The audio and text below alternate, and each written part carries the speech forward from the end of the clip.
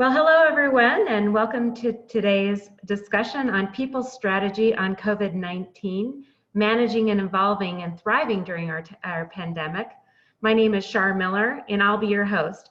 I am a talent management consultant and people strategist with CompTeam, and I'm also founder and chief HR officer of Rocky Mountain Health Advocates. I also provide career coaching with HR with a Heart. I'm pleased to be co-sponsoring today with Sam Reeve, who is the CEO and founder of CompTeam, and I'm also excited to have a co-host, Lisa Jackson, with Corporate Culture Pros, who's also a culture strategist. I'm pleased to introduce today's panel, but by the way, you'll also be able to review the bios and extensive experience on the CompTeam website, and also within the presentation. This panel is the fifth of a series of discussions with CompTeam in response to the COVID-19 outbreak to help small and medium-sized companies during this time of pandemic and also during this time of recovery. So we thank you for joining us for this continued discussion with our top people experts and strategies to manage and thrive during this pandemic. This is an online discussion that's about 90 minutes long. And we host this discussion every Wednesday at 10 a.m. Mountain Standard Time. So today's agenda, we have compassion, clarity, and around layoffs and furloughs. And this is with Shawna Simcik. We also have mindfulness around diversity, equity, and inclusion during time of crisis with Dr. Dena Samuels. And also leading after layoffs, supporting employees that you're relying on to carry on with Meredith, Masse. And also we have a legal update with Amy Hartman. And then also after our presentation, we'll coordinate a wrap-up formal session, open up to any additional questions. Each of the presentations today are about 10 to 12 minutes with about 5 minutes of questions and answers. So before I hand over the mic panel, I have a few housekeeping aspects to discuss with you today. First, today's discussion will be available on demand after the live session at compteam.net. We've also added some attachments and some helpful resources, including a hard copy of today's presentation that will be uploaded soon. On the website, you'll find a link to the free webinar, which will be, again, every Wednesday next week at the same time. And Sam Reeve will then also send you a registration link after the call today for the next session. And also, we'd love to hear from you during this presentation today. So please notice at the bottom of your screen, you have a Q&A tab. You also have a chat tab. So what we'd like this to be is a very interactive dialogue. We would love for you to ask questions, make commentary, and we will attempt to make sure that we get back to all of you on your questions during today's session. And if we're unable to answer your questions, then we will each follow up with you afterward and connect with you and help answer any questions that you may have. And last, I highly encourage each of you to share this helpful forum with your colleagues, with other business leaders, and with your social networks. We're here to help other business leaders and HR leaders and alike to help through this epidemic and also the recovery of our epidemic. So without further ado, I'd like to start off with our first speaker, which is around compassion, clarity around layoffs and furloughs with Shawna Simcik. Thank you, Shar. Want to be sure my audio's okay? Yes. Okay, fantastic. Before we launch off, and I'm 5 slides deep, right? So thank you so much, Sam and Shar, for inviting me to be part of the presentation today.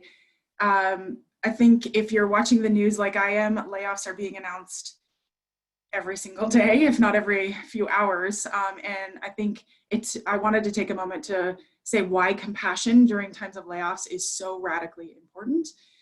For those that don't know ICC, we are a Denver-based or headquartered in Denver, although right now we're headquartered everywhere, but we have and offer services globally through a nationwide connection of career consultants. So we partner in the areas of compassionate outplacement programs, game-changing leadership and executive coaching, and modern leadership development. So today's conversation, very, very quickly, but I believe first we should talk about why we should even care about this, why compassion is so important. Then I'm going to try to give you some tools and activities, almost a checklist, if you will, of things that I think you should be doing now, even if you are not planning layoffs in the near future.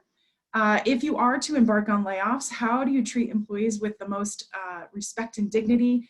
And then I have one slide on after, but my colleague Meredith Masse is also on the panel, and she will be diving even deeper into how do we care for the surviving employees.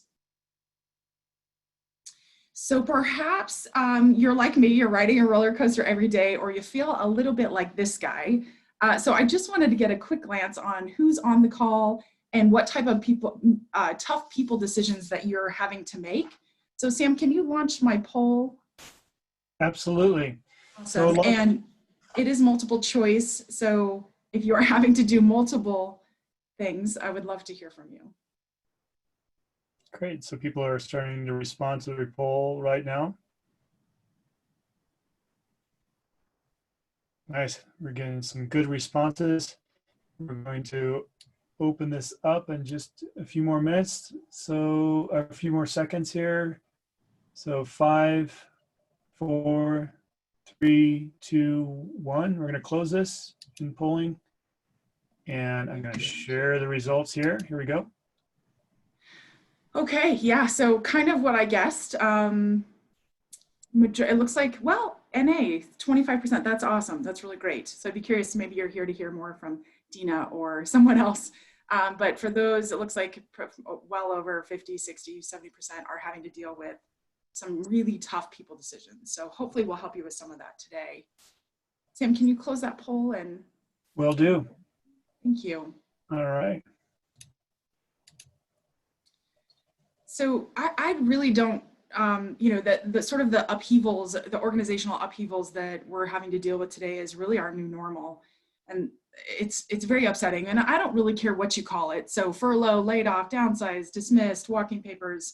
I'm sure there's a lot of different words are coming up with the COVID stuff that employees that lose their job, it hurts. It hurts really badly. And I think you as business leaders or you as HR executives on the call are really having to make some tough people decisions that impact humans. These are your coworkers, these are friends, these are people that we know, and maybe we know their families. And so compassion really becomes the key word here, is how do we make it hurt less, right? And so why in the world should we care? Well, Gallup did a study a couple years ago that 3 out of 5 Americans without a job for fewer than 5 weeks undergo treatment for depression. And this one makes me very sad, as the unemployed are twice as likely to suffer from psychological problems, including distress or suicide. And that was just last year that this report came out. And this is sort of a personal mission of mine, and anybody on my team has heard me preach on this for the last month or so ad nauseum, but this is statistics when we're in normal times.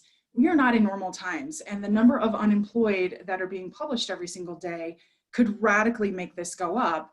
Plus, let's now shove people at home alone with no way to get out. And so we know that, and reports are coming out daily, that this rate of depression, suicide, distress, any other psychological orders is just going to go rapidly up. And it's my personal mission to try to combat this in any way possible. So compassion is the key here. And I think we can all agree probably on the call that we don't want to treat people poorly during this time. So let's dive into some tools or activities that I think you can do now if you are planning for any type of action, furloughs, layoffs, and so forth. So the first would be a recovery curve. I just want to give you some language around this. Recently, the Conference Board published a really great article, and they're predicting a deep contraction, in quarter 2. And of course, we actually don't know how long this is going to go on, and they've postulated that this scenario is going to continue. Very weak economic outlook in quarter 3, if not beyond. And so you might not be dealing with it right now, but what might it look like in the future? And I was recently on a webinar with the CHRO of Noble Casing, and he gave me this great analogy, so I'll give it to you. Is the first that you need to do is sit down with your executive peers and just decide what type of recovery curve that you're in. Now, the U-shape, well, let me talk about the V-shape first. So a V-shape is more like a restaurant or a salon or somebody who was impacted immediately because they closed their doors, they laid off immediately. They're going to go down, they're going to hit the, hit ground. And the minute that they can open back up, they're going to re-employ their employees and they're going to be on the recovery straight back up. Now, it might look a little bit longer at the bottom if they can, with social distancing and so on and so forth, but what is your recovery curve? The other is the U shape. And this might look more like an oil and gas, for example. Oil and gas was hurting radically before, and so they were coming down, and now they're, well, frankly, they went under, now they're negative, but their recovery, their long-term recovery is much, much, much longer. And so some of the actions that they took immediately, furloughs, salary cuts, merit, removing merit increases and so forth, and bonuses, they now are in the layoff phase and their recovery is going to be much, much longer. So the goal here is for you to take your individual industry and determine what your curve is going to look like. That will determine what actions you can take. So other options, before you get to layoffs might look something like furloughs. And furloughs, for those that may not know, is sort of this mandatory temporary leave. The benefit of doing a furlough first is that you can pick up right where you left off. You bring those employees back, you don't have to train them, you don't have to pay for recruiting costs and so forth. The second might look more like salary cuts. I personally recommend that you start at the executive level and then work your way down from salary cuts from there. But again, this is a decision you're going to make with your executive team. The other recommendation I have is take a pulse survey. Now, it depends on the size of your company, but there's a very famous CEO of Gravity Payments, and he made the news a while ago for making sure every employee was paid $70,000, if you remember that. And he came out with this great new article recently and said, I went to my employees who are directly in front of the customers and said, we have to cut costs. Where should we cut costs? And they came up with very, very creative ways to cut expenses and cut costs. Some volunteered to take less hours, so on and so forth, because they were closest to the customer. So how do we not sacrifice our outcome for our customers or our clients, but where can we cut corners? So going out, if you have the ability to do so, is take the pulse of the company. And then finally, if you have to embark on layoffs, that being the last one, because that's a full separation from the company. Yeah, one thing that I'll add here, Shawna, is definitely your comment on salary cuts. That it's expected that your leadership take a larger cut than the rest of the company. And that's critically important to make sure that it's received as best as possible. So that's critically important. Yeah, it's interesting. It is our recommendation. Not everyone always takes our recommendation, but it is a strong recommendation. Okay, so you've got your curve identified. You've got some triggering points at what point you're going to offer different options. And then I suggest in your preparation and your planning is review your workforce plan. What are identify those critical roles that are instrumental to making sure that whatever your product is continues to get delivered to the customer. Don't get rid of somebody that has a critical role. Also think about things like your future business needs. You might be thinking about how we could go more remote now that we have experienced this and we know we can do that. Are there roles that could be eliminated? Reassess some rehiring costs. How difficult is it to find that talent again in the future? All of those are recommendations to think about in preparation. The next is really a tactical to-do list. So you've got your curve, you've got your triggering points, you've got some workforce plans and critical roles. Now here's a checklist. Gather your partners, create some communication scripts. Even if you're not planning on layoffs anytime soon, get the scripts prepared. Talk about timing. When would we do it if we had to do it? What time of the month? What time of the day? Think about exit strategies. Even if you've done layoffs before previously, what's your exit strategy now that we're all remote? Think about belongings, capturing people's belongings if they are physically in an office. IT, now that we are all remote. If you are if you are covered under the Federal WARN Act, when do you need to enact that? Do some research there. And then finally, train your managers. Now, I want to dive into this just a little bit further because I think it requires some explanation of your to-do list. Go ahead, Sam. So several partners that I think that you need to have on your team. The first is an attorney, whether that's in-house counsel or an external employment attorney. Get them on your team immediately if they don't have one already. Get your severance package put together, even if you never need it. Just have it there. It can be adapted. You don't want to be running last minute to do that.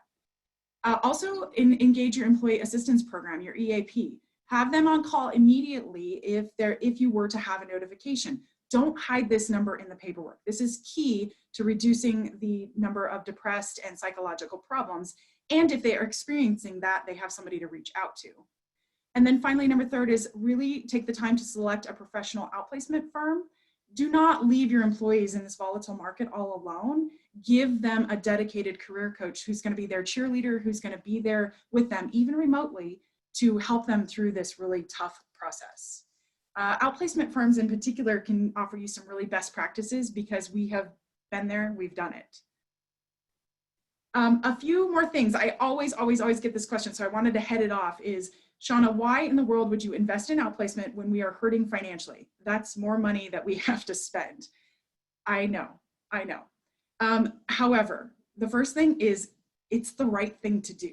And the reason why I say that is because the workforce, if you leave your employees out there alone, they're going to flood the workforce centers, and they try to do as much as they possibly can. But it was within 4 weeks, we had 230,000 workers that were unemployed flooding the workforce centers. Don't do that, to the workforce center, but don't do it to your employee. Give them that dedicated support, and it's the right thing to do. The second is the world is watching. You want to maintain your reputation in the communities. You want to maintain your reputation with customers, knowing that you exited those employees with grace and dignity. Your brand, you don't want former employees going out to Glassdoor and bashing you during these times, because at some point your curve will come back around and you'll need to recruit great employees. Existing employees will benefit. They will see that you supported them, and they will feel comfort in that their friends, their coworkers are being supported. And then finally, very pragmatic, we know through a ton of research that by offering outplacement, you can prevent lawsuits or litigation or minimize the potential for, and you can also lower your unemployment costs as well, because we can speed that up. I will say here's a few things that we often see as mistakes. If you do nothing, again, in normal times, 3 out of 5 people are suffering from depression. We are not in normal times. Don't do nothing. Don't assume no one wants it. You will be very surprised the number of people that call us and say, I need help. Even CEOs, COOs that you think, oh, they've been there, they've done that. Buying a one-size-fits-all cookie-cutter program solely on price. In today's market, an oil and gas or a landman is not going to be able to walk next door and find another landman position or an operator position. They need to be individualized and think creatively about how they're going to approach their job search. And then the worst, in my opinion, is offering cash or another benefit instead of outplacement support. People burn cash very, very quickly, and they will always take the cash option because they don't understand, but we can get them more money in their pocket quicker because we can help them land in a new position quicker. So a few mistakes that I want you to avoid. And then finally, when you're planning and preparing and you're doing your checklist, make sure that you're training and scripting your managers. I bet many of you on the call are doing layoffs for the very first time ever, and your managers are probably doing it for the first time ever. So help them with scripts and help them be very concise. They want to deliver the message with a lot of empathy and compassion, but it's also not a time for them to express their insecurities. For example, saying, this is really tough for me. Well, guess what? It's even tougher for the person sitting across from you who's losing their job. So there's certain things that you want to avoid when you're giving that message. Other things to consider, thinking about the internal messaging, what you're going to say following a layoff to the internal team or the survivors. And then how can you be very proactive in your external PR and making sure that it's an honest and compassionate message that's getting out to your communities. So the final thing is during. So if you have to embark on layoffs, how do you make sure you do it with the respect and dignity that people deserve? And I think, next slide, Sam. I think the biggest thing to remember is these people have dedicated their working lives to you, many times taking time away from their families to be with your customers, your company. Let's treat them with the same dignity and respect that you took to get them into the company. The welcome baskets and the onboarding and all of that, let's treat them the same way as they exit your company. Have a frequently asked questions sheet ready to rock and roll so that people can answer those right away. And really think about timing of your benefits. Don't lay somebody off on March 30th when their benefits end on March 31st. It's not the compassionate thing to do. And be sure to offer outplacement benefits and give them the compassion of that dedicated career coach. It's really important. And then finally, my colleague Meredith is going to talk a whole lot about what to do with your surviving employees. So if you've had to experience layoffs already, making sure you're doing the right thing to get back to being productive. I think the last thing I just wanted to offer to all of you is ICC is here to help. We want to help our communities as much as possible. So we do have a free podcast series out there that dives into each of these topics even further. You can jump on the treadmill and get into there. Also, we have a ton of free webinars on our website. If you want to think through different ways of doing layoffs with compassion, dignity, or you want to even think about doing leadership development in times of being remote, we also have that. So thank you, everyone, and I appreciate your time. Thank you so much, Shawna. That was outstanding, and I know compassion is a very important part of this. So Lisa, did you notice any questions and chats that you'd like to discuss? Yes. So one thing, Shawna, that was brought up per your V and your U Yeah. early on is what if it's a W, which means that we have another outbreak.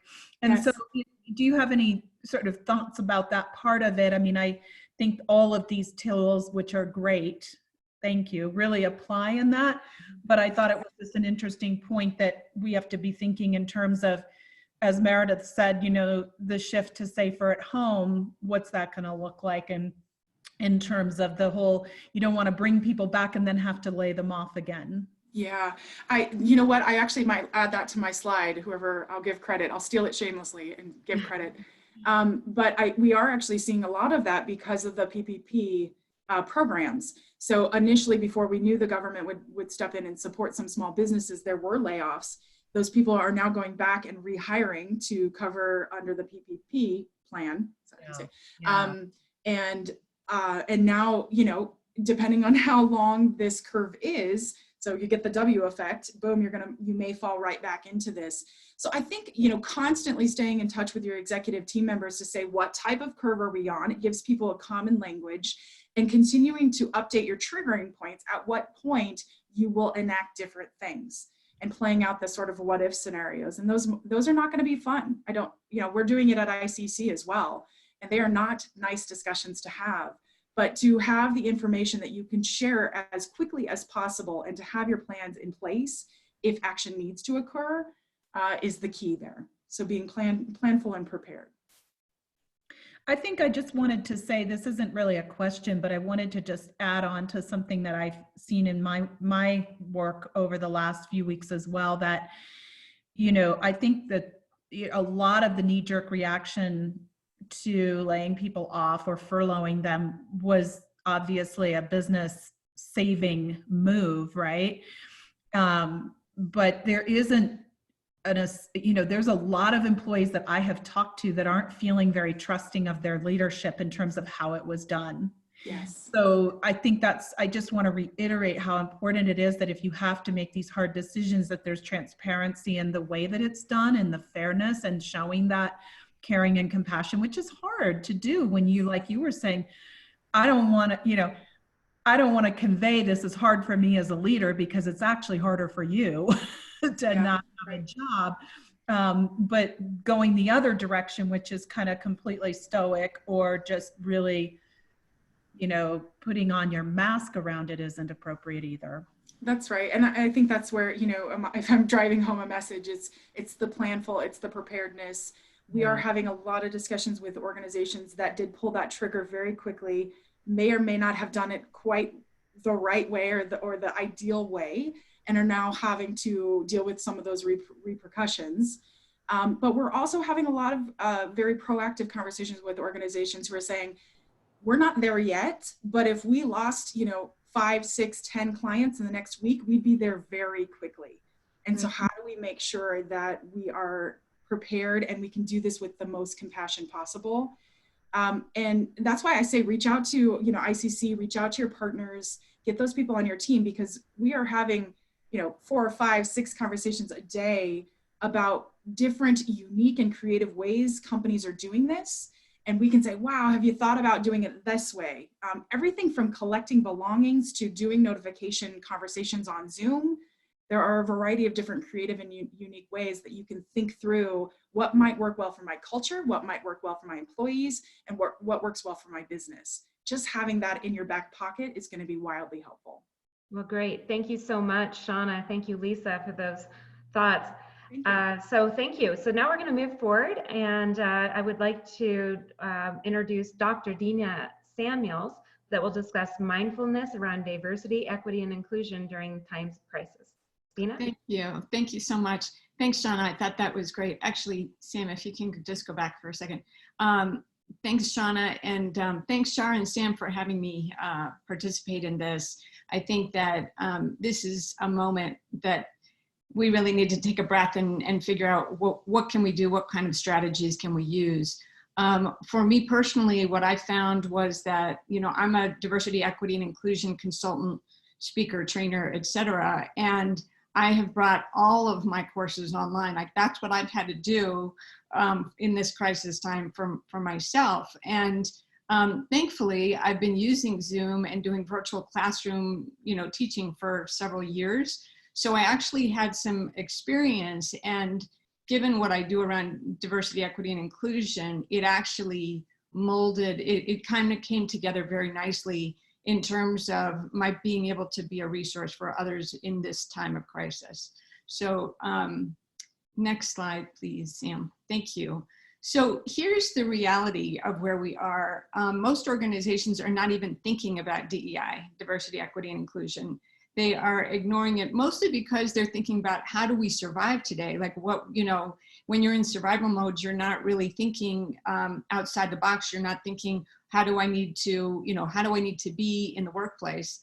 Unfortunately, though, not thinking about it is really not an option right now, because the impact on communities of color in particular of this disease, this virus, has been overwhelmingly unequal. It's been inequitable in terms of, you're talking about communities that have been traditionally marginalized, and therefore the results of this virus are not going to impact them the same way as they're going to impact other communities. So we need to be thinking about this. Next slide, Sam, please. This is what we're talking about here when we think about especially communities of color, and if you have folks of color in your workplace especially, these are some of the things we're all going through, but even more so for folks of color. So what do we do about this? This fear, this loneliness and isolation, the mistrust, all of that is going on, and it's being exacerbated really by the media, which is all over the place and doing a lot of fear mongering, quite frankly, right now. And so we don't really know where to go or, you know, what to do for solutions. And so we're kind of, most organizations that I'm in touch with, they're kind of grasping at straws, like, well, how do I do this? And, you know, how do I do this well? Next slide. So what you need to know, first of all, is that, and this comes out of social psychology. I'm a sociologist myself, social scientist.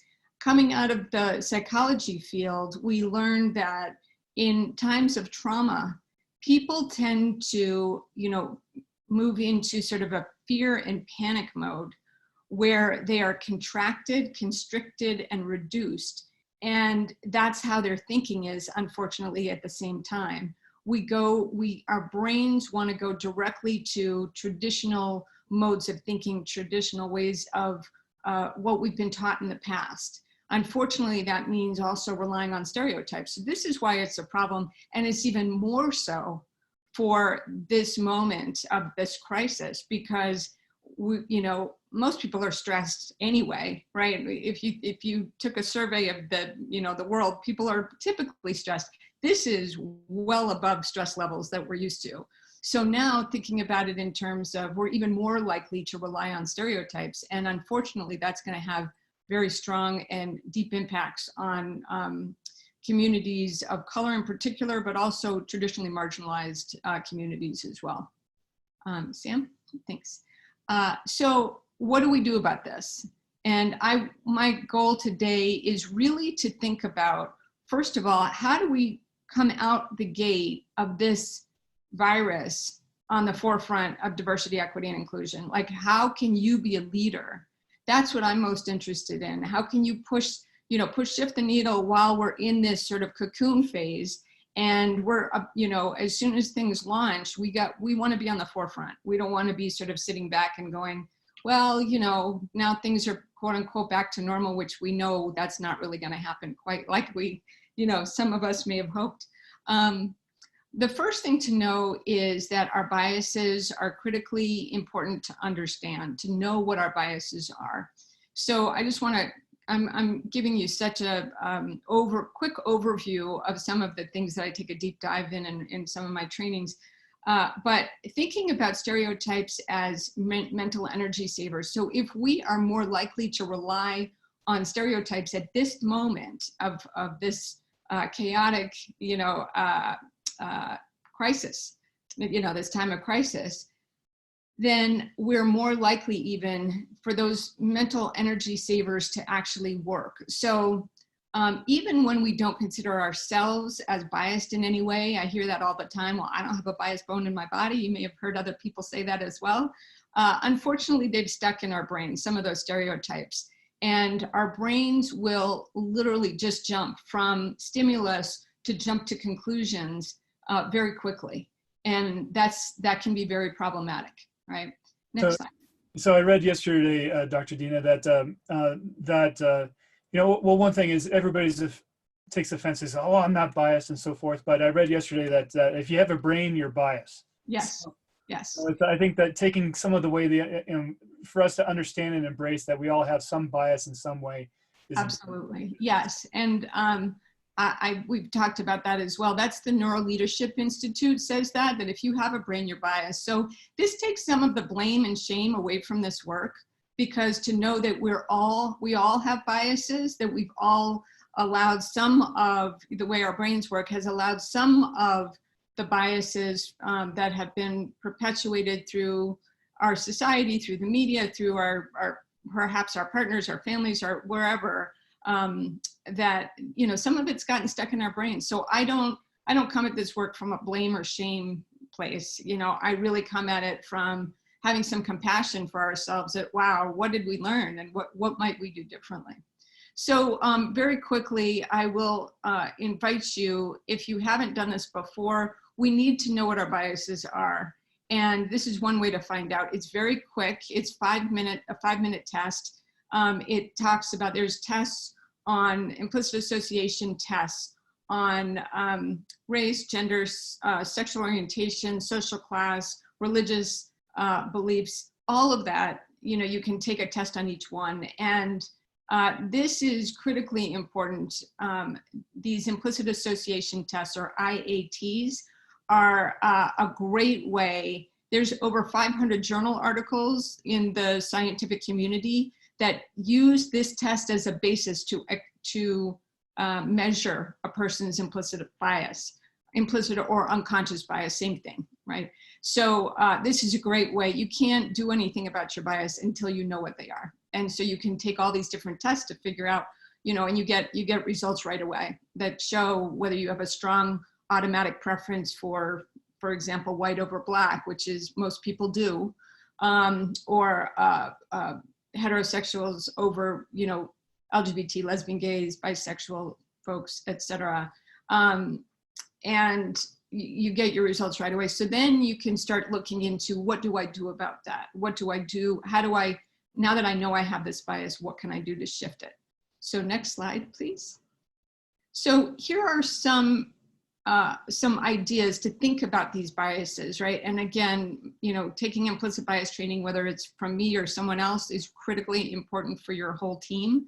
There are some that are offered, as I do, I have it in a virtual classroom setting, or as a self-paced course. And I think either one, it's just really critical, because we don't know what we don't know, and this is an opportunity to find out. So it turns out virtual meetings are by their nature inclusive already, because you're now engaging people and you're minimizing all these different kinds of biases plus more. I'm not going to go through each one of them here, but just know there's so many biases that virtual meetings can actually mitigate, and that's really important.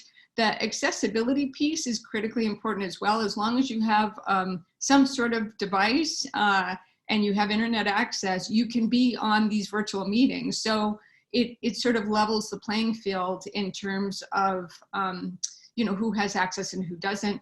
Again, thinking even about parents who are home with their kids, they're now able to do work and be part of a community, etc.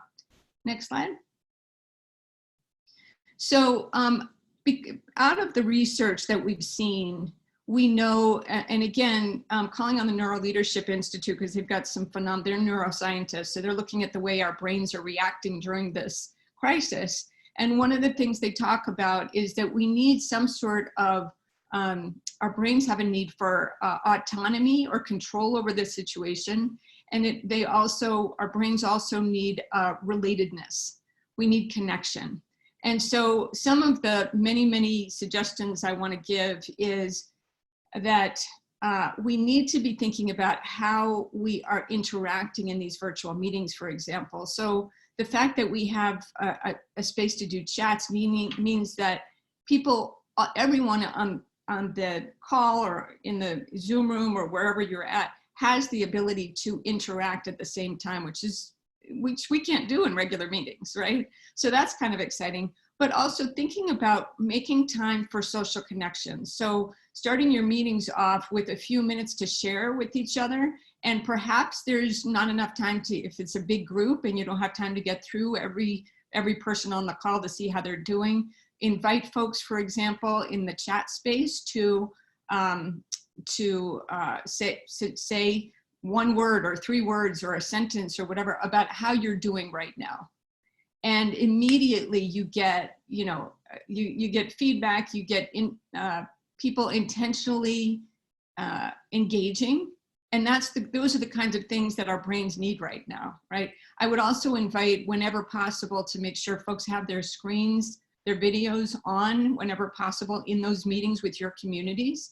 Because again, we're needing that connectedness, and to see another person's face actually makes a difference in this time. Dr. Dena, you mentioned that piece about the social connections. One thing that my wife's company does is they start out the day with what they call a circle up, and they all connect for a few minutes, doing that before the workday starts. And so that's been really helpful for her. Beautiful. We're also talking about flexibility. So thinking about maybe even taking a poll of your work staff to say, when is the best time for you to meet, in the morning or the afternoon, especially since some folks are home doing, you know, homeschooling and all of that. So critically important too. So just to move forward, I also want to say that there are some studies out that show that productivity, a lot of people are saying you're less productive on screen. It turns out, or working from home, it turns out that the studies are showing that we have a 20% more productivity rate across the board on average for organizations that are actually doing virtual meetings and all of that. So you're talking about an extra day of the week when you're talking about 20%, right? It's like adding a 6th day to your work week, right? Next slide. So I'm not going to go through the research, but I just want to show you, these are just 3 of the many studies that shows that if you have any kind of mindfulness practice, right? So this could be religious, it could be prayer, it could be a spiritual practice, or it could be focusing on the present moment. And it turns out if you have any of that, and you do any of that on a daily basis, even for a few minutes a day, it actually lowers your implicit or unconscious biases. When I learned this research 5-10 years ago, I got so excited because this is the work that I do. I've been teaching implicit bias training for years, and I had my own mindfulness practice for my own healing journey. And so therefore my worlds collided, and that's basically, it's the basis of my latest book, quite honestly. But next slide. So many people are unclear or are a little fuzzy on the idea of what mindfulness is, and why are we talking about it, in HR circles and all of that. I will say, first of all, that I work with the military, I work with organizations that you would never have thought perhaps would have, been interested in learning about mindfulness. But we know from all the research that's done, as you can see, over 100,000 books on the topic of mindfulness right now, mindfulness-based stress reduction. We're talking about health and wellness in a way that we've never really done before in organizations and corporations, right? There are now mindfulness directors in some of the big corporations, right? This is really big now. And the idea is that for me in the work that I do, the fact that it's not only healing, you know, for your own health and wellness, but it also lowers your implicit bias. This, you know, as I said, it fits really beautifully. Next slide, Sam, please. Yeah. So just looking at some ideas about what mindfulness is, if you can advance this. Yeah, thanks. So we want to, first of all, the one thing I always want to do when I talk about mindfulness is to say, obviously I didn't make it up. You know, here I am, a white woman talking about it in the westernized world. I always think it's important to honor where it came from, which is from the East, right? We have Eastern practices. There's a lot of religious practices that actually incorporate some form of mindfulness. So I want to make sure that that's out there first and foremost, right? That we talk about that.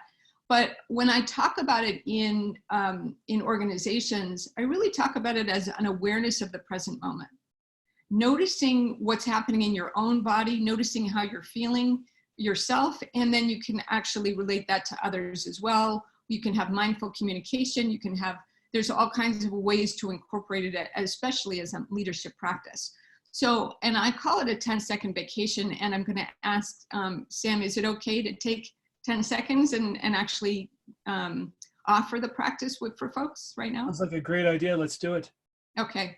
So just before we start, and again, if mindfulness is something you're like, nope, it's not me, not something I'm open to, just I would recommend you just try it. It's going to be very short for this particular time. I have a million mindfulness strategies. This is just one of them, and it's a great starting place. I call it a 10-second vacation because of this. I invite folks, and I'll do this in a moment, we'll do it together, but I invite folks to inhale for 4 seconds and to exhale for 6. And the reason is because when you exhale, as long as your exhale is longer than your inhale, it actually calms your parasympathetic system, and you can literally calm yourself down, no matter what you're experiencing in your life. Right? So if you're in the midst of a meeting, nobody even knows that you're doing this, but yet you have calmed yourself down. You're now thinking clear. You're not reacting to what's going on. You're actually calming down and then responding. This is where mindfulness as a leadership tool is perfect.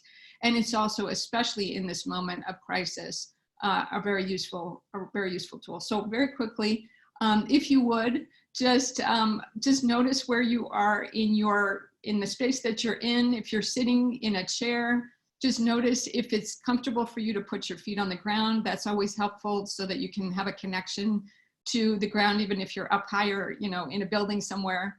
Having a connection to the earth is very grounding, especially in this moment. And so then just notice your posture very quickly. Just do a quick scan of your body. Notice if you're slouching or bending forward, or whether your shoulders are back. And notice your breath. You can close your eyes, keep your eyes open, doesn't matter. Whatever works for you.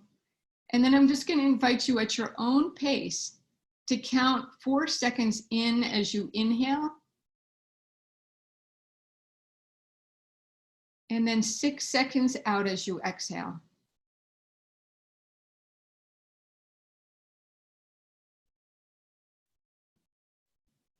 And just when you're done, just notice the difference in your body right now.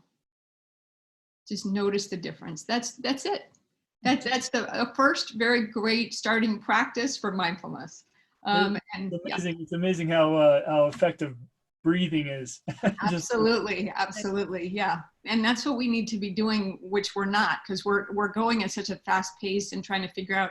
I mean, things are coming at us, and the media and all of the fear. It's all, we're just going a million miles a minute and taking, it's 10 seconds, right? You can do it anywhere, and it's accessible, available to everybody at any moment, right? So, you know, you're wherever you are, whatever's happening in your life, you know, you take that 10 seconds. So next slide, please, Sam.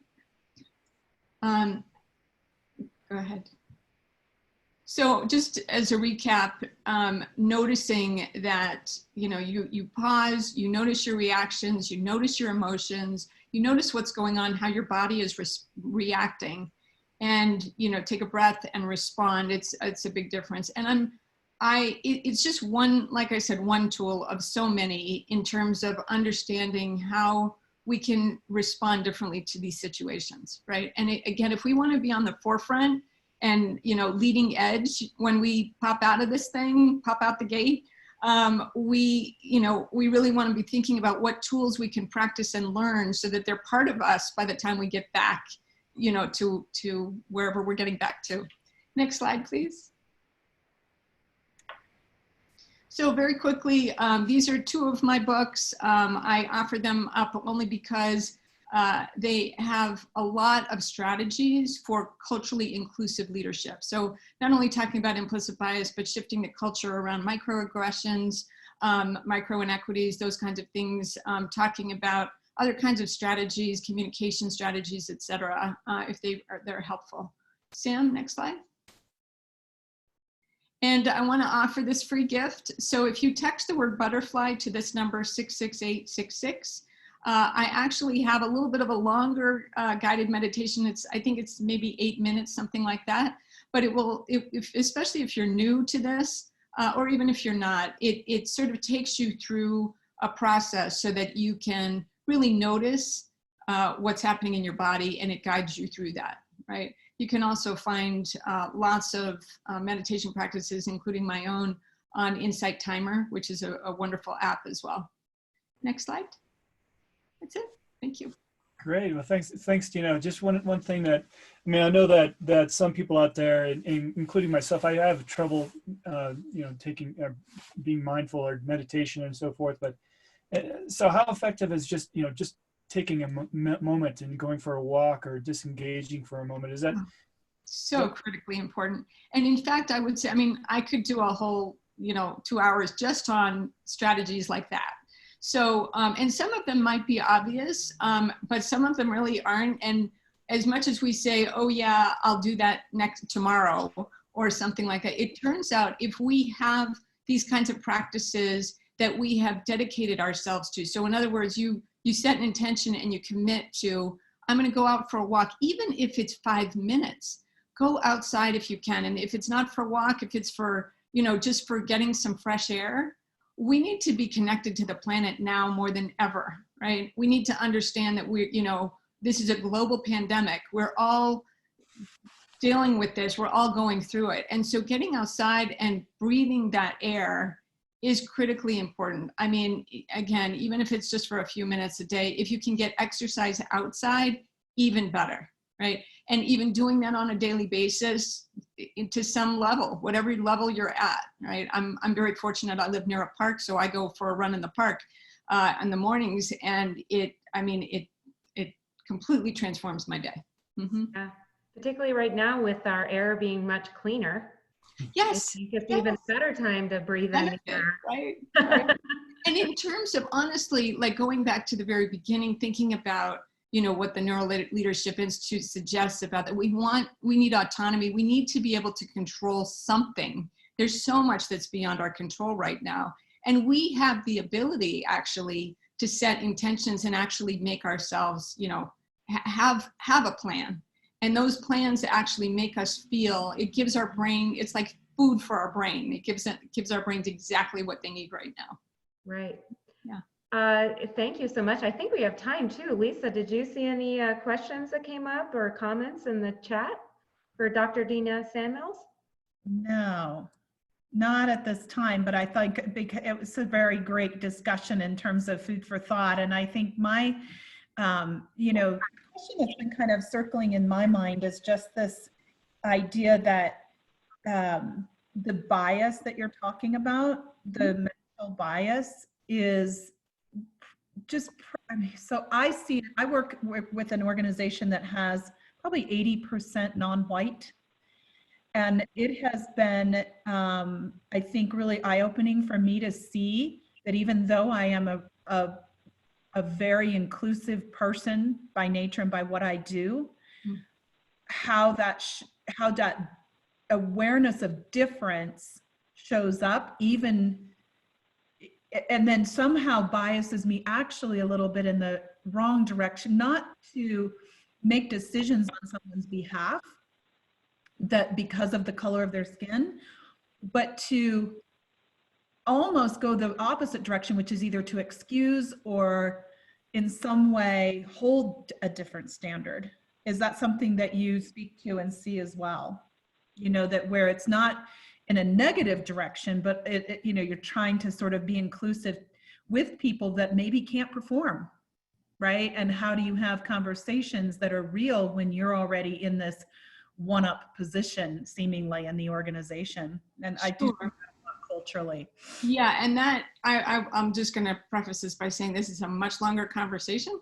Yeah. But very quickly, how I can respond to that is we need to. Most people are not even aware that they have bias at all. So that's kind of the starting place of where we're at. And I'll also say, based on my own national research, most people think they're prepared to build cultural inclusion. And it turns out they're not. So my research, literally, I asked that question, how prepared are you to build cultural inclusion? And across the country, I got leaders saying, I'm very prepared.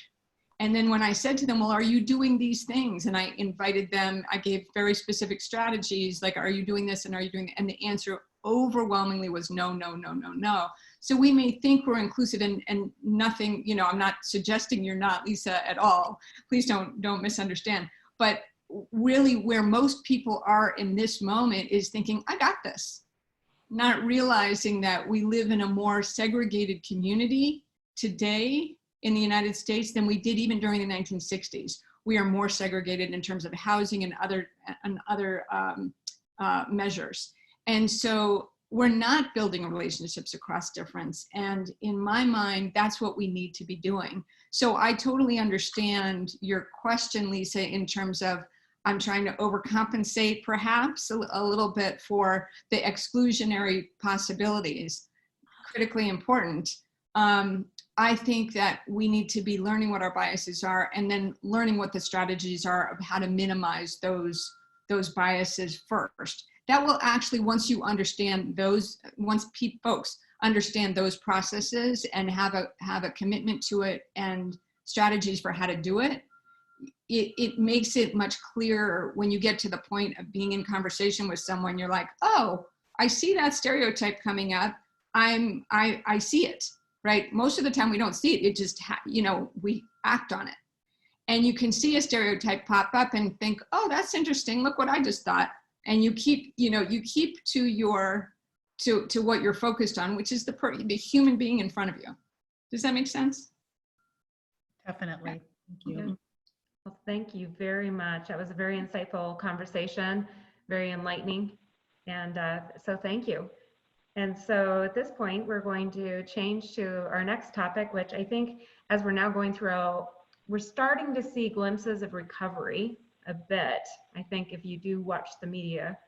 And so now we're thinking about leading after layoffs. You know, how do we support employees and relying on them to carry on through this difficult period?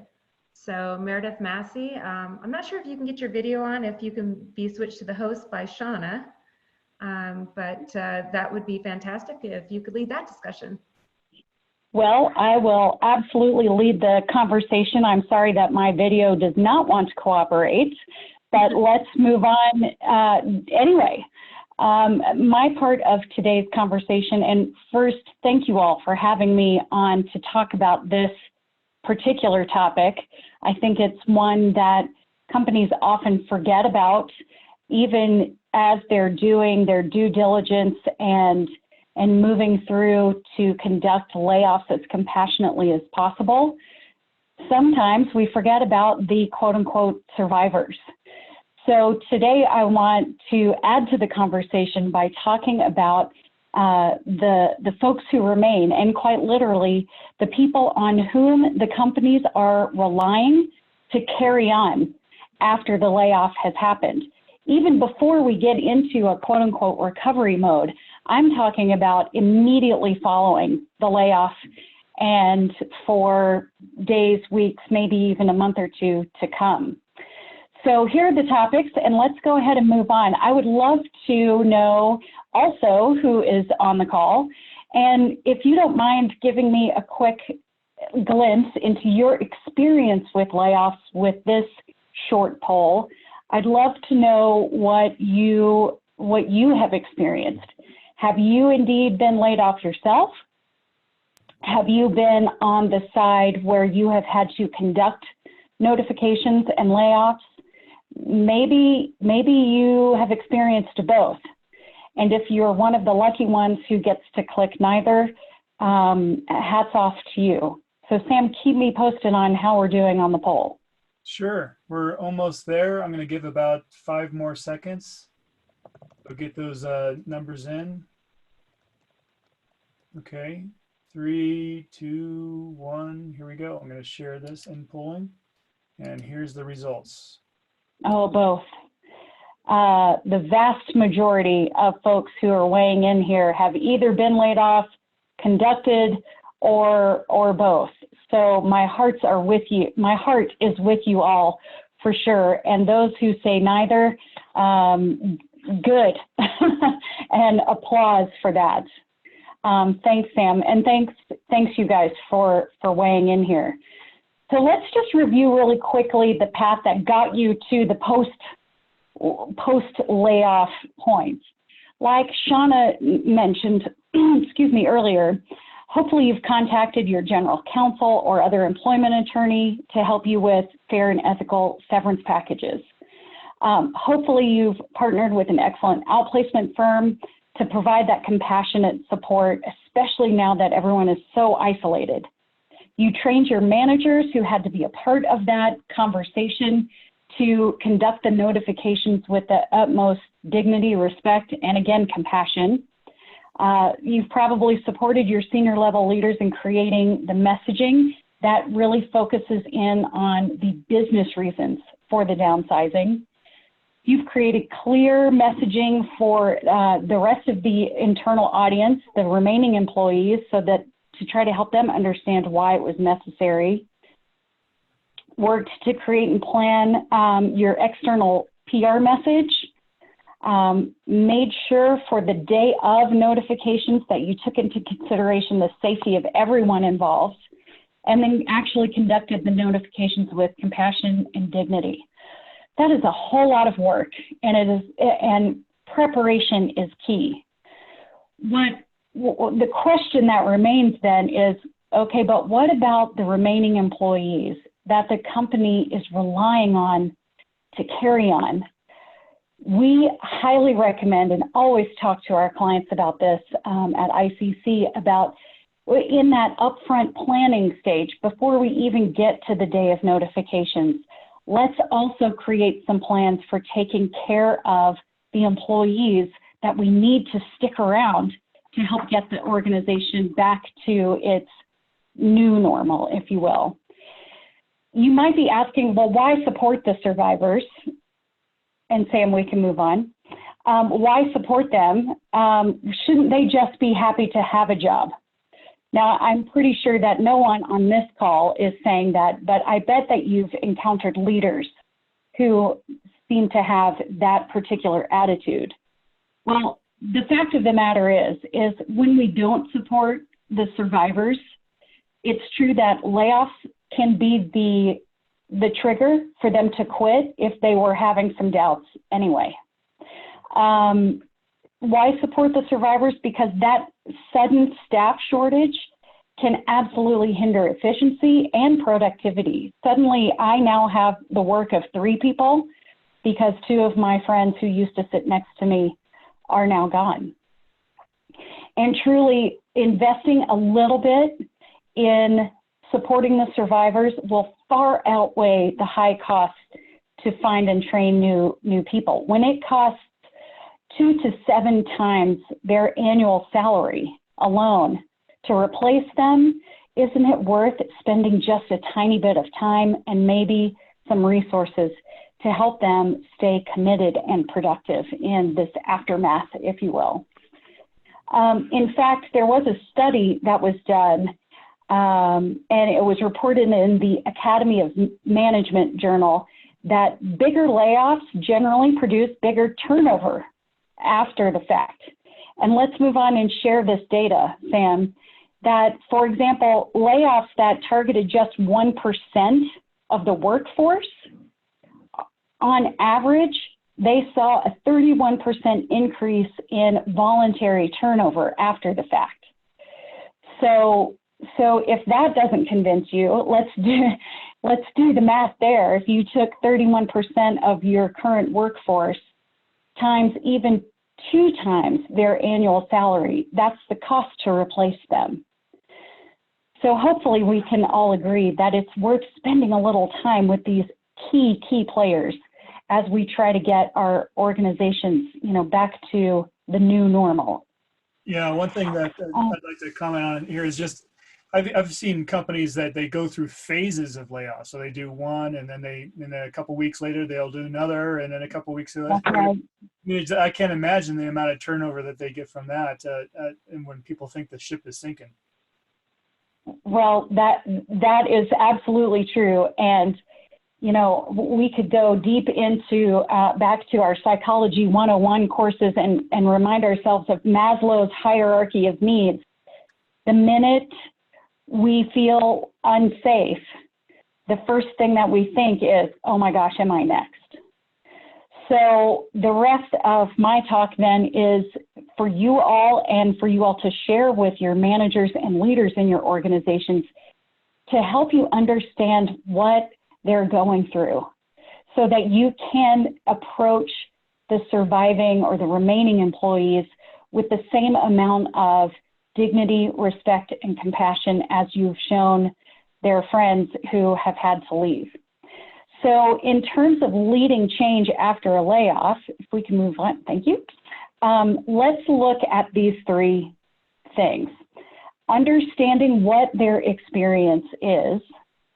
How do we support them through the transition after immediately following a layoff, and certainly anytime there's a massive change?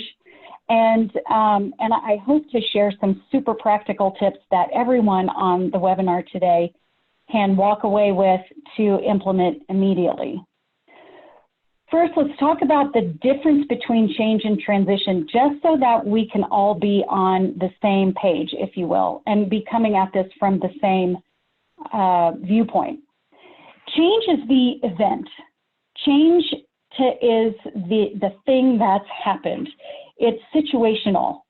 So whether the change in this case is a layoff, furloughs, salary reductions, or even later, maybe it's you're implementing a new IT system. Regardless of what the change is, think of the change as the event. That's the part that we obviously see. Oh, it's the person who sat next to me for the last 25 years is no longer here. The transition is what happens below the surface for each individual. And that is as unique as every single person. This is the process that people will go through to eventually accept the change. It's quite literally how they think and feel about the change over time. And while a change itself, you've created a plan, you've followed some timelines, you've implemented the change, you've done the day of notifications, transition, for better or worse, is absolutely nonlinear. And we're going to talk a little bit more about how people work through that. So we can look at this and say, okay, transition is how people experience change.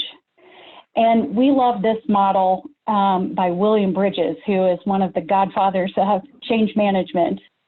And let's just keep it really simple. Yes, this is a great model, but let's keep it conversational. Ideally, what happens is people will experience some sort of loss, recognize an ending, then they'll be in this neutral zone. It's the zone of confusion, truly, until they get to the new beginning, which is, okay, I get it, this has happened, and now it's time to move on. But again, this does not happen in a linear fashion most of the time. It's ideal if we can move from left to right, but in reality, what happens is people will dance between these different phases in transition until they finally are fully embedded into the new reality. So let's talk a little bit first about this ending time. Sam, if you want to go ahead and go on, click one more time. Thanks. If you think about it, any ending of any kind involves some sort of loss. In this case, with a layoff, the loss is, the loss of the coworker sitting next to me. It's the loss of the group of people that I used to go to lunch with. Maybe it's the loss of a manager. And the way each person experiences that loss will be very different. So my loss isn't always your loss is a good rule of thumb when we're thinking about how do we support each employee. If everyone experiences it differently, then managers and leaders then need to personalize their support for each and every individual. And you will see people going through these different emotions: denial, anger, bargaining. Well, if I just do this, could the situation be different? Maybe a sense of depression, like Shawna was talking about earlier, before they ever get to a point of acceptance. In fact, some of the, these are the emotions that you'll see, but let me talk just really quickly about some of the behaviors, because someone may not walk up to you and say, I am really in denial about this whole thing. I just can't believe it's happened. Or I'm so angry. Or the depression part, they're not going to maybe not come to their manager or leader and say, I'm so sad today about this whole thing. What you will see is those emotions showing up as various behaviors, like that person who is always 10 minutes early for every meeting is now 5 minutes late. The person who is typically focused and productive and goes through their day like there's nothing stopping them. They're suddenly distracted, unfocused, and you don't even recognize them. The person who's normally outgoing and fun and gregarious might tend to withdraw. Maybe they're not on Slack as much, or they don't seem fully present in the Zoom meeting. And on the reverse side, the person who's normally calm might show up a little more agitated and angry. So those are the types of behaviors to look for to know that maybe our employees are going through some of these emotional pieces of this ending. So let's talk practically then about what can you do as a manager or leader or HR professional. And what you can do is start with what's not ending.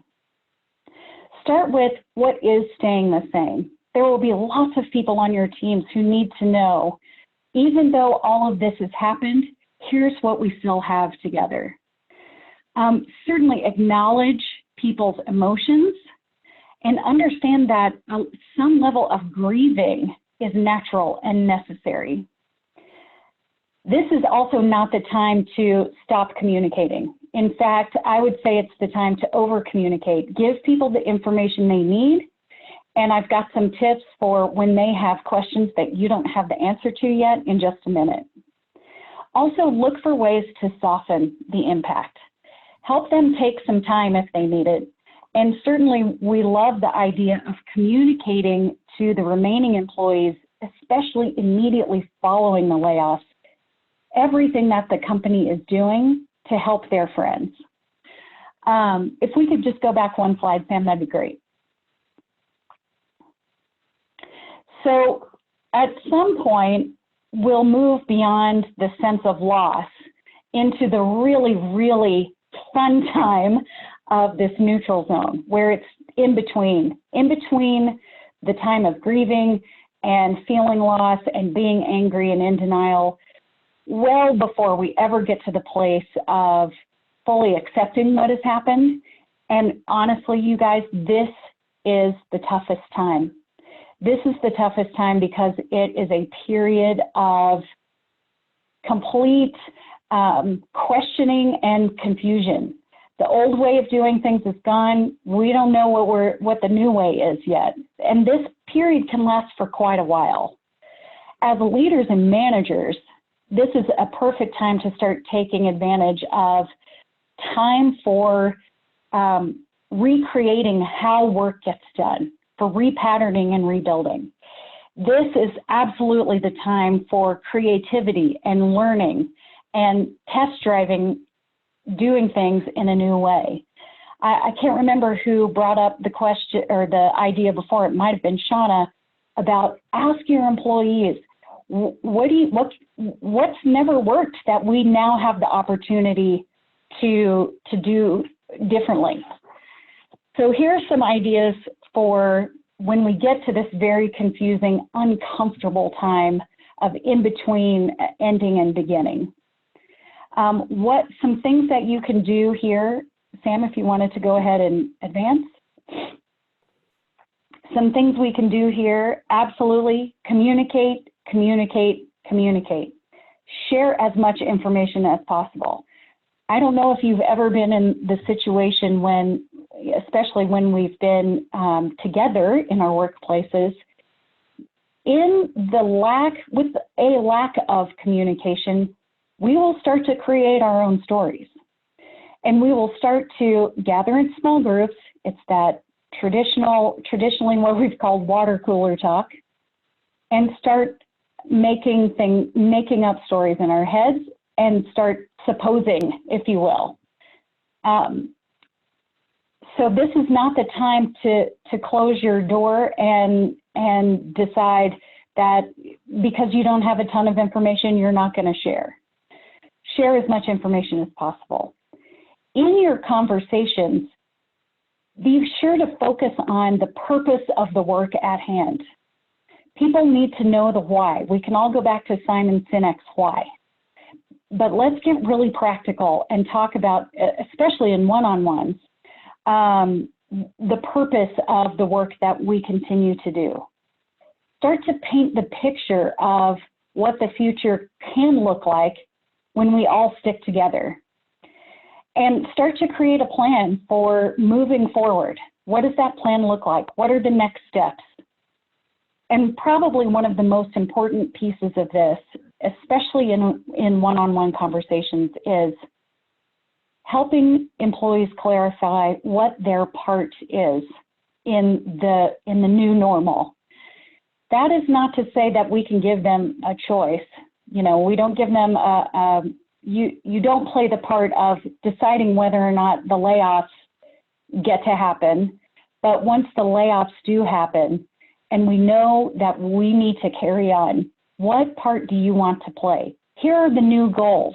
How do you want to participate in helping the organization achieve those goals? Whenever possible, create some temporary solutions, the Band-Aids, if you will, that could help people bridge the gap between the old and the new way of doing things. If you need to put in a temporary process, do that and help people ease into the new and certainly ease out of that feeling of loss.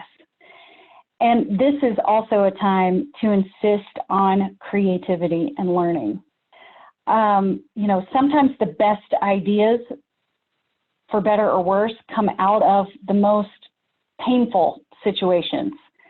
Chaos can breed some true creativity.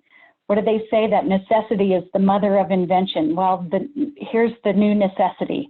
What can we do to make things better, faster, more efficient, help you stay more productive? This is certainly the time when no bad ideas need to be the rule of thumb.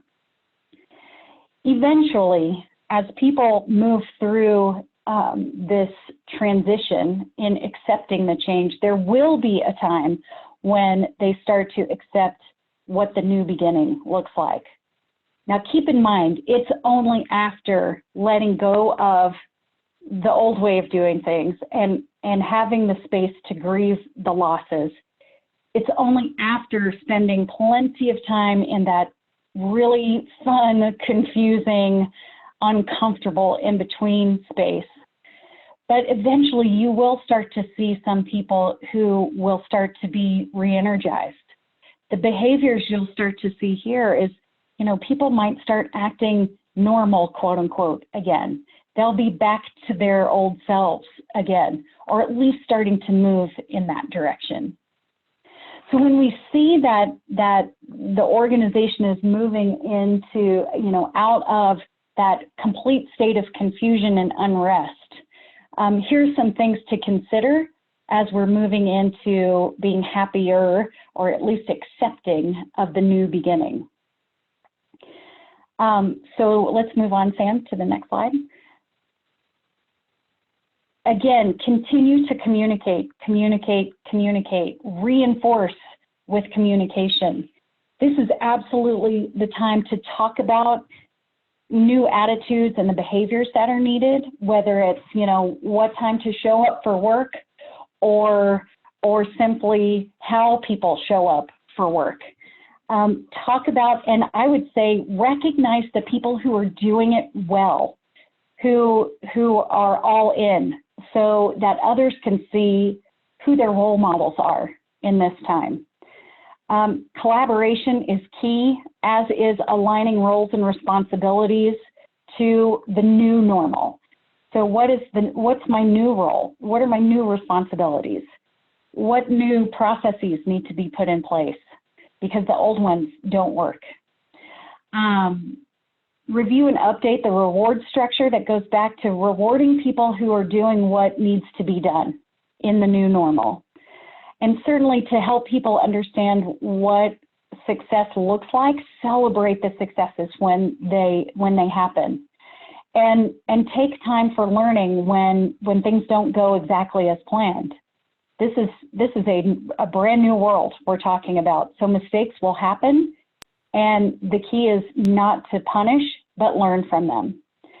And certainly as leaders and managers, and especially those who are in HR, responsiveness and flexibility are key. I think our first two speakers talked about that as well. Some final tips, especially because in each of these phases, you have probably heard me say that communication is incredibly important. So let me offer a few final practical tips for, especially when they ask and you don't have the answers yet. When someone comes to you and says, you know, I'm nervous, or or you know, what's going on, acknowledge and validate their concerns. Let them know that what they're feeling is, I'm doing air quotes, you can't see me, but what they're feeling is normal. Confusion is normal. So say, I hear you, and I can tell that you're concerned about that. If in fact you don't have the information, try to estimate when you might have the information. Well, you know, we don't know the answer to that just yet, but there's a leadership meeting next week. Hopefully we'll be able to tackle that then, and I promise I'll get back to you.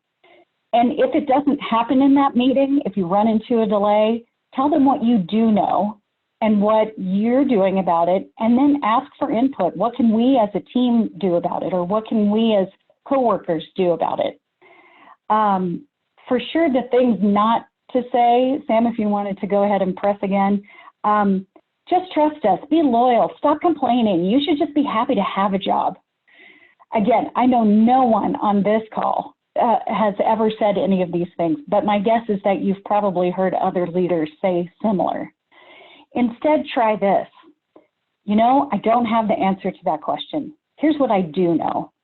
You know, I wish I could tell you that, but I don't have the answers right now. Let me see what I can do to get answers for you. Again, along the lines of validation, I know this is a difficult time for you.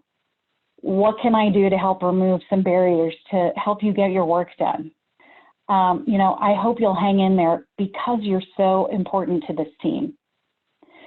with that, hopefully this helps to understand that people will need time to move through that period of transition after the massive change that a layoff, a furlough, et cetera, can bring. And hopefully this gives you some insight into what they're feeling. When we see how they're behaving, we can start to get a little bit more curious and ask the questions around, how are you doing? What can I do to help? And certainly if we at ICC can be a resource to anyone on this call, we want to be. Please do not hesitate to reach out, whether it's support for an upcoming layoff or, the aftercare, if you will, for the employees who remain. We're happy to have a conversation. And I'd love to know if there are any questions that have popped up. Excellent. Well, thank you so much, Meredith. We sincerely appreciate all your information here. And I'm being a little bit of a timekeeper here. I see we're coming to the last 10 minutes of our presentation today. And so I just wanted to mention to the group here that we are going to open up for additional Q&A after the next segment. And you can hang on afterwards and go through some of those additional questions. But to quickly move over, Amy Hartman is with Hartman Employment Law Practice, LLC. And Amy has been with us all along with all of our forums and HR forums and people strategy forums. We really appreciate your help with this. Amy, can you give us any legal updates? And then I'll go through a closing within about 10 minutes. Sure, and hopefully, Sam, give me a thumbs up that people can hear me. Yes. Thank you. Yeah, my video is off. I think some of the other presenters have been having problems. Well, I'm going to spend a few minutes actually talking about. Usually, I am the one who is the gloom and doom, sort of the legal issues, the negative of what's going on. But I'm going to spend a couple of minutes talking about returning to work issues, because it looks like, at least in Colorado and some other states, we're going to start opening up. And we have to start preparing for how we are going to bring people back to work. And there's really two parts to that. The first part is preparing the workplace and sort of some issues to think about in terms of preparing the workplace, and then talking about the employees and how we're going to bring them back and how we're going to choose who we bring back. So a lot of information on this first slide, which is about preparing the workplace. First of all, making sure that we can create a workplace that meets social distancing requirements and that makes our employees feel safe and comfortable. A lot of times we're going to be coming up with issues in terms of requests for accommodation. I'll get to that in a minute, but some things that you can start thinking about as in terms of advising companies. They should have a point person. There should, or a team in place that's going to be sort of the return to work team in terms of how we're going to manage return to work. It should be somebody from facilities who talks about things like creating one-way aisles, limiting access to break rooms, maybe, completely shutting off any kind of break rooms and having people not congregate. Are we going to provide any kind of PPE? Are people going to be required to wear face masks? Should they? Are we going to provide those face masks? Does the company have access to PPE equipment that they can provide, and to make sure that we are maintaining a cleaning schedule and we're maximizing sanitation? You're going to want to talk to the building owner, if you don't own the building, in terms of what steps they're going to take to make sure that our employees who are coming back to work feel safe and secure. Things like staggered shifts is going to be an issue in terms of both minimizing the number of employees in the workplace, but also we're probably going to hear from a lot of people who may use public transportation to commute to work that they don't feel comfortable on public transportation. So it may be that we want to have people coming in at off hours. It may be that we offer bonuses or stipends for people to drive instead of using public transportation. We're going to have to really get creative in bringing those people back to work. Then the next thing is, okay, who are we going to bring back? to the office as opposed to continuing to allow them to telecommute. The first thing is, I mean, we've heard this all across the presentation today, is we want to be objective, we want to be fair, we want to be compassionate in communicating any decisions that we make. So we really want to use objective, non-discriminatory criteria to define our essential in-office positions. Who are we going to ask not to return to work? The EEOC has given us new guidelines in terms of what kinds of questions we can ask, and given a little bit more flexibility in terms of return to work issues, what we can ask, who we can sort of selectively tell, hey, you know what, we don't want you in the office. Typically, that'll be people who have already are experiencing COVID-19 symptoms. They're telling us that they were infected, they're recovering from infection, or that list of categories of at-risk individuals. So Sam, next slide. We're going to see a lot of people who are still going to want to continue to telecommute. So that would be caregivers who still have issues with regard to childcare at home, at-risk employees. Those individuals may be eligible for a paid sick leave. We've talked about that on other presentations. I've got a couple of slides at the end that I won't talk about, but that you'll have as a resource. Those people may get paid sick leave, or they may get extended leave under the, the FFCRA. Return to work health checks. Again, we're allowed, the EEOC and under the ADA, Americans with Disabilities Act, we are allowed and in fact encouraged to have temperature checks, symptom checks. A lot of my employers are putting together questionnaires based on the CDC guidelines that they can submit to employees in terms of determining who can come back to work, who's at risk. I would say, again, we want to make sure that those questionnaires, if we go with a questionnaire or temperature checks, every employee, we don't selectively decide, oh, you look sick, you look at risk, you look old, you look whatever. If we're going to implement, and I suggest that we do, if we're going to implement temperature checks or questionnaires, we do that for every employee. And it's okay to do that. We want to send sick employees home. It's okay to require anybody who has experienced COVID-like symptoms to require them to get a return to work health certificate from their medical provider. We're going to have to be flexible on that. It may take people longer to get into their healthcare provider to get that return to work. We may put them on unpaid leave while they wait to get in to see their doctor. Obviously, we want to be aware of privacy issues. There are really strict guidelines in terms of what we do when we find out that somebody has, is COVID positive. We want to do sort of contact checking, but if we can, we don't want to announce to the entire workforce the name of the employee who has tested positive for COVID-19. So there are ways to get around that.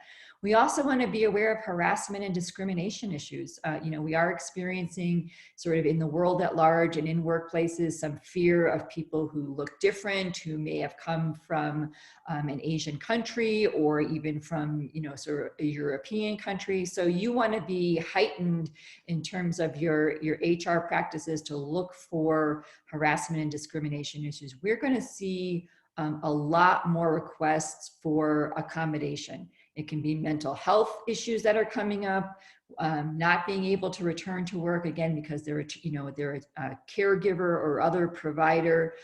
So you're going to have to, I think, really brush up on both the ADA, the interactive process, how we're going to deal with accommodations. There's going to be a lot more flexibility, I would say, in terms of claiming that that an accommodation causes an undue hardship, particularly for our struggling companies. So I think that there's going to be some more flexibility in terms of an employer saying, we can't accommodate your request, but here are some other things that we can do. But we are certainly going to become experts in the ADA.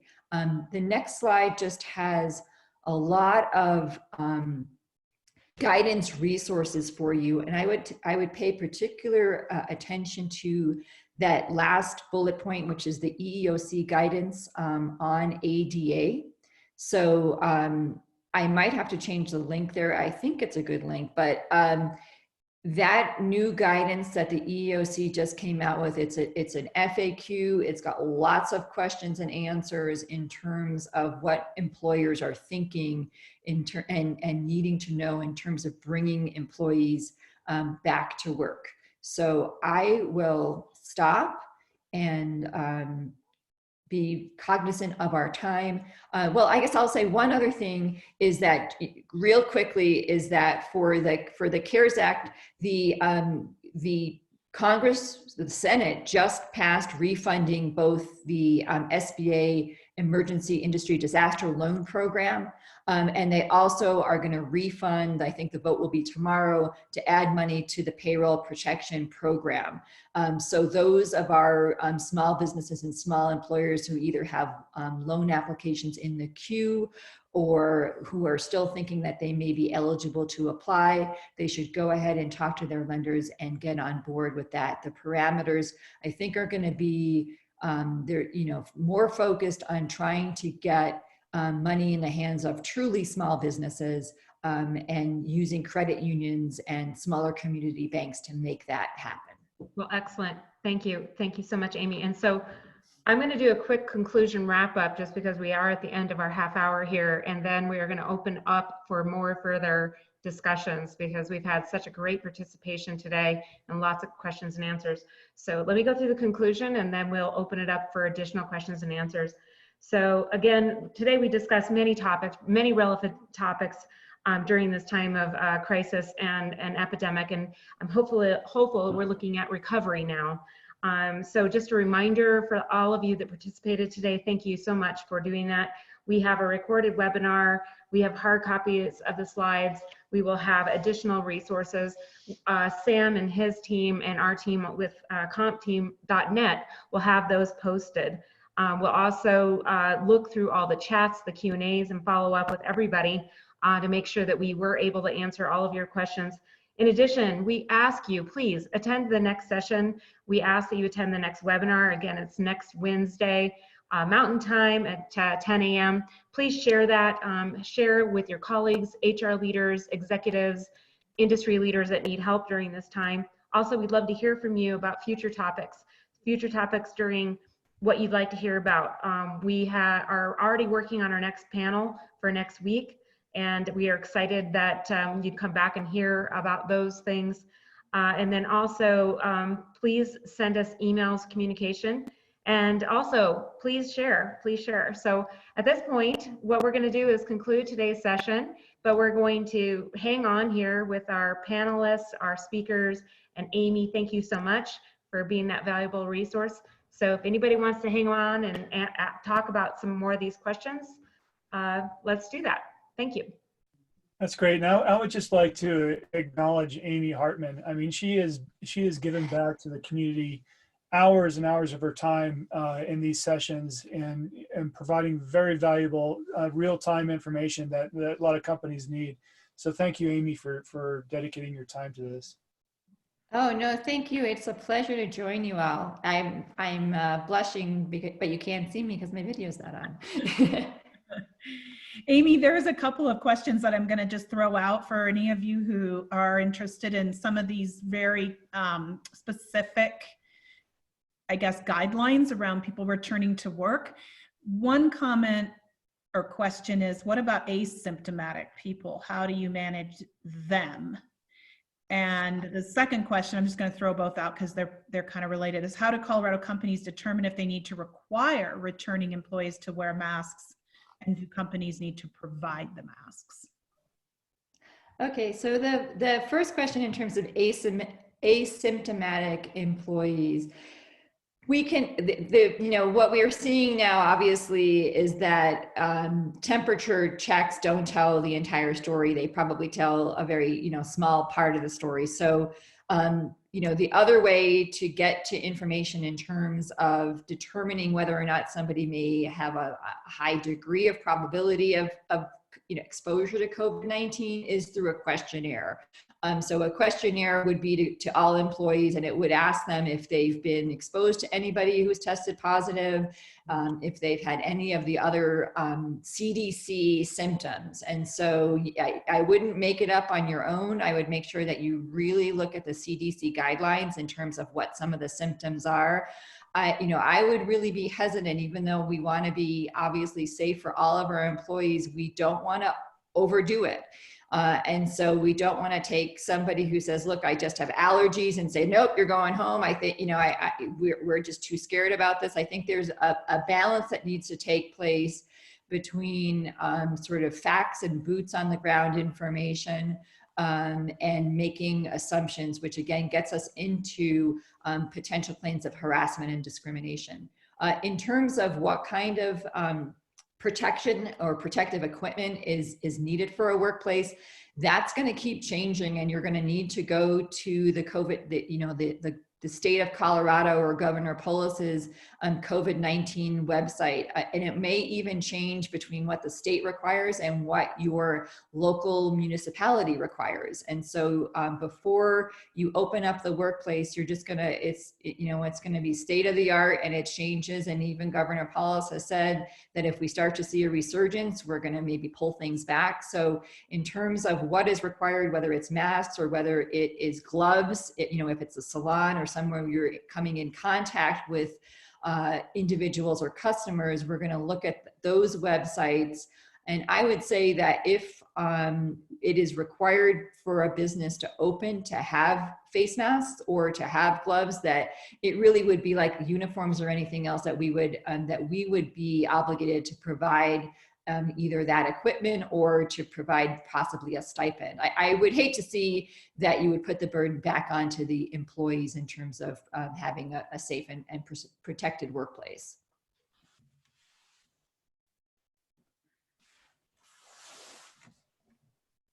Here, that brings out just one other question that was asked about what are, it may be that you already answered this, Amy, with your kind of referring to the state website, but are there any legal considerations around an employee claiming OSHA violations, or if proper or enough PPE is not provided at work that you're aware of at this time? Sure. I mean, there's always the potential for a whistleblower claim, and I think we may see more whistleblower claims as we return people to work, whether or not they're legitimate. That's going to be for OSHA to determine. But I would expect a rise in people who feel that they know best, or that they've read somewhere something that their employer is not complying with. But right now, with regard to what is required to reopen or return to the workplace, we just don't have guidance yet. I mean, Governor Polis, again, focusing on the state of Colorado, has sort of indicated what businesses can open when. I'm expecting that over the next couple of days before we're on April 22nd, the first time that things can open is the 27th. I'm expecting that we'll have more guidance then. So it may be that we get a complaint, that is a potential OSHA violation, but I'm not sure that it's going to have a basis yet, because I don't think that there's any requirements that have been put into place on the state level in terms of which businesses need to do what. I mean, I think it just kind of points to that whole sensitivity around, if somebody is saying, I don't feel safe coming to work, believe them and make the accommodations. I think if we can err on that side, then we definitely want to try and do that. But I've already gotten some questions about, businesses that are essential businesses where their employees don't want to come to work. We don't want to force it, but at some point it may be that if we are, putting the burden on our sort of healthy, perceived to be healthy, able-bodied individual employees, and we can't fully staff because there are so many people who just are choosing not to come to work, it may come to a situation where either we're going to have to induce the workers that are able to come to work with some additional incentives, or we may come to a situation, obviously with the current unemployment rate, we may come to a situation where we have to go outside and hire anew if we have so many employees that are either refusing to come to work or unable to come to work because of either legitimate medical conditions or the need to take time off as a caregiver. So that's something that we may be grappling with. Not a great situation, but obviously a situation where there's probably a healthy workforce out there that we can staff up to what we need to. Well, and just one other thing I want to say about this is happening with certainly on a bigger scale in New York, where I was mentioning I have a client, but there was this whole kind of conversation happening around, well, we're going to keep the schools closed until the end of the year. And yet then you're returning people to work, but those two things don't add up. So that's another piece of the puzzle here in Colorado as well, that if that guidance is not in alignment, that makes it really hard for parents, to go to work if their kids are not in school. Mm-hmm. So. Yeah. Absolutely. I'm dealing with that with my company right now, with Rocky Mountain Health Advocates. We are considering opening up, which will be actually our locations are in the malls.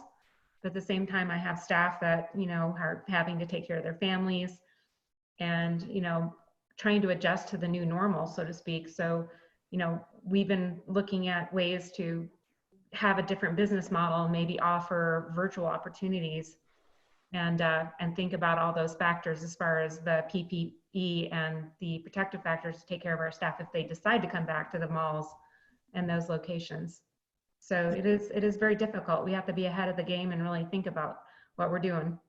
Yeah, I think that's an important topic. I think Dr. Dena was talking about just how we need to consider, different demographics and the socioeconomic conditions of some of our employees is something that leadership definitely needs to think about. Not everybody has the same platform of working from at home or within family or taking care of elder care and so forth. And so leaders need to be aware of that. Anything you would like to add there, Dr. Dena? I like what you said, Sam. I think that's exactly true, that we're all sort of suffering and sort of figuring our way through this, but it's not the same suffering, right? That some people are having way different experiences through this process. And going back to, I always go back to the research, and it really shows that what is it that we can do? How can we prepare? We can take this time, this incubation time, to really make a plan that obviously that speaks to what the governor is doing and with CDC, et cetera, but really having that. And I think all of the speakers today have said that too, that we really, this is our moment. We have strategies, we can do this. It's not like, you don't have to have that sense of overwhelm, like, I don't know what to do. Really, we need to be thinking about what we can do. Mm-hmm. And the fact that, as you said, Sam, that, people are have different situations, and we really need to be flexible in our thinking. Meredith in her discussion was talking about, a lot of, basically the survivor guilt of people after layoffs and so forth. Do you have any techniques that you would use, Dr. Dena, as far as helping people get back into or dealing with that guilt? I actually really liked some of the many of the strategies that Meredith had mentioned.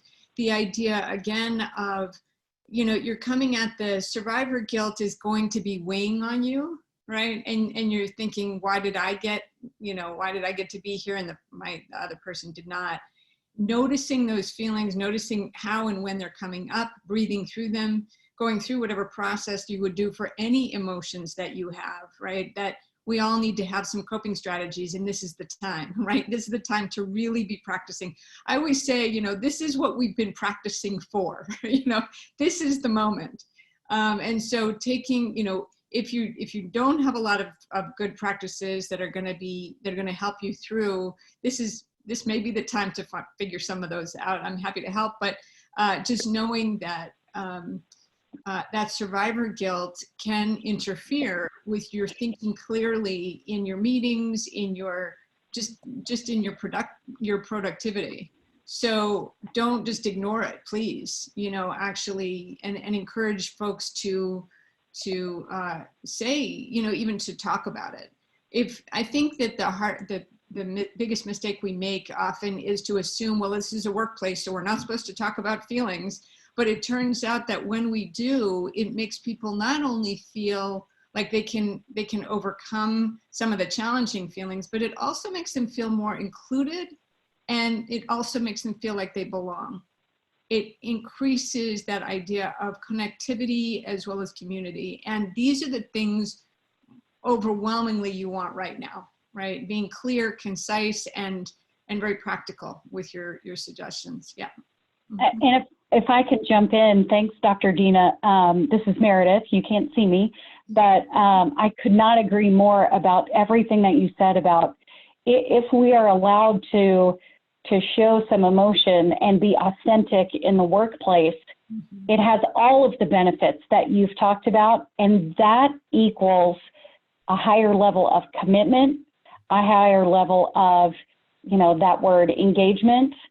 It will lead to higher levels of productivity, and you may very well have employees for life when they're allowed to feel their feelings and be a part of that community. My biggest piece of advice and suggestion here is please equip your managers and leaders in how to have authentic conversations with their employees. Because that will be the key, I think, to helping the individual contributors, if you will, and others feel all of those nice things that Dr. Dena is talking about, that sense of community that then leads to higher levels of commitment. Yeah, if I could just add really quickly, this is a moment for mindful communication skills. Like, this is it, right? That we're really focusing on learning. This leads to, as Meredith is saying, loyalty to the company. I mean, employees for life is huge at a time where overwhelmingly we have millennials in the workforce that are more likely to have a career that, you know, or to their loyalty to the company goes as far as roughly 2 years on average. And this is a moment where you can gain, you know, you can kind of, I hate to say leverage because it sounds like we're using this for some, negative meaning, but really thinking about what can you do to create and build that continuity. One of the other pieces too is to ask for feedback.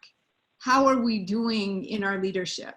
Shawna, I think, mentioned some things along those lines as well, but you know, that idea, I just think it's really important. We're asking, how are we doing, and is there anything we're missing that you would like us to be talking about that we're not? Actually having that kind of conversation with folks, make them feel included as well.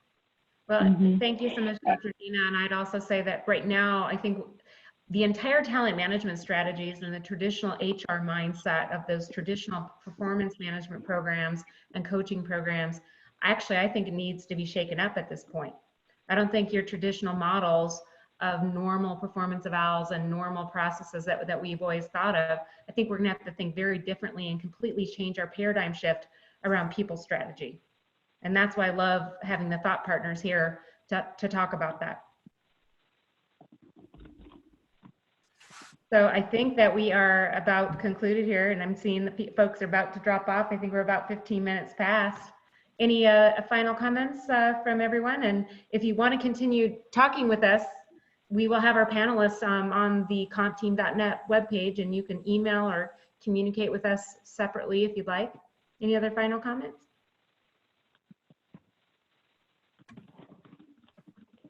Okay. Well, great. Thank you all. Thank you, speakers, panelists. Thank you all. We really appreciate you from the bottom of our heart, and be well and take care of each other. And we look forward to having you on our next People Strategy Forum next Wednesday. Thank you, everyone. So thank you, everyone. Thank you. Thanks. Bye.